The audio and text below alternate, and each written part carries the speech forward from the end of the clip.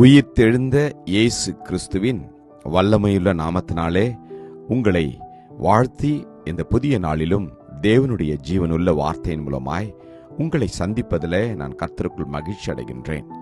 மத்தேயு 16:24. அப்பொழுது இயேசு தம்முடைய சீஷர்களை நோக்கி, ஒருவன் என்னை பின்பற்றி வர விரும்பினால் அவன் தன்னைத்தான் வெறுத்து தன் சிலுவையை எடுத்துக்கொண்டு என்னை பின்பற்ற கடவன். ஆமென். Then Jesus said to his disciples, If anyone desires to come after me, let him deny himself and take up his cross and follow me. ஆமென். கர்த்தருடைய நாமம் மகிமைப்படுவதாக.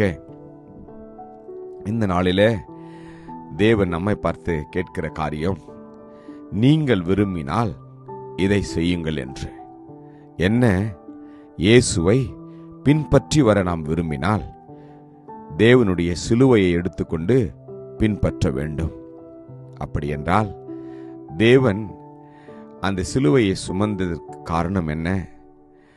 அதன் மூலமாய் அவர் நமக்கு சம்பாதித்து கொடுத்த அநேக காரியங்கள் உண்டு.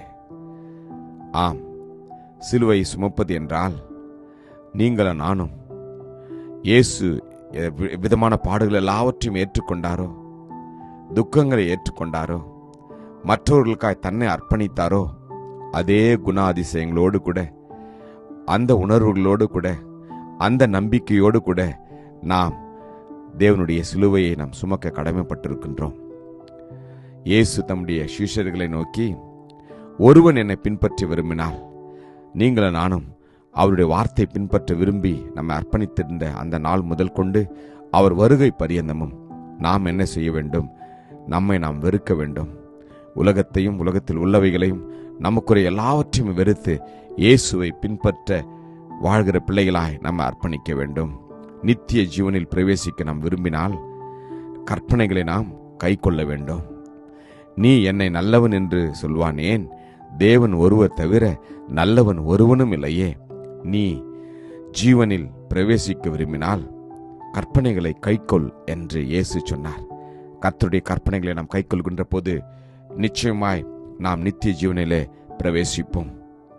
பூரண சர்க்குணராயிருக்க நாம் விரும்பினால் நமக்குள்ளதை தரித்திற்கு கொடுக்க வேண்டும். நீ பூரண சர்க்குணமாயிருக்க விரும்பினால் போய் உனக்கு உண்டானவைகளை விற்று தரித்திரருக்கு கொடு, அப்பொழுது பரலோகத்தில் உனக்கு பொக்கிஷம் உண்டாயிருக்கும் என்று கர்த்தர் சொல்லுகிறார்.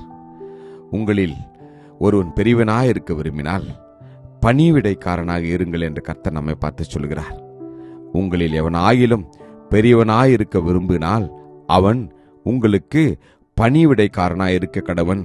தன்னை தாழ்த்துகிறவன் எவனோ அவனே பரலோக ராஜ்யத்தில் பெரியவனாய் இருப்பான் என்று கர்த்தர் சொல்லுகிறார். இந்த நாளிலே நம்மை நாம் அர்ப்பணிப்போமா?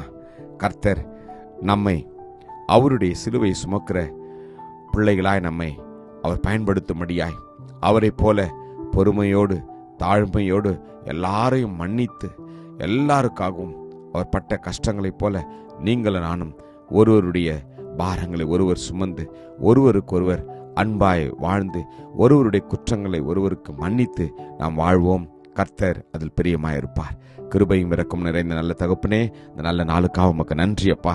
கர்த்தாவே, நாங்கள் உமக்கு பின்வர விரும்பி உம்முடைய சிலுவை எடுத்து நடக்க அர்ப்பணிக்கிறோம். உம்முடைய கிருபையையும் உம்முடைய ஆவியானுடைய அபிஷேகமும் எங்களை நிறைத்து வழிநடத்துவீராக. இயேசுவின் நாமத்திலே ஜெபிக்கிறோம் ஜீவனுள்ள நல்ல தகப்பனே. ஆமேன். God bless you. Jesus loves you. Amen.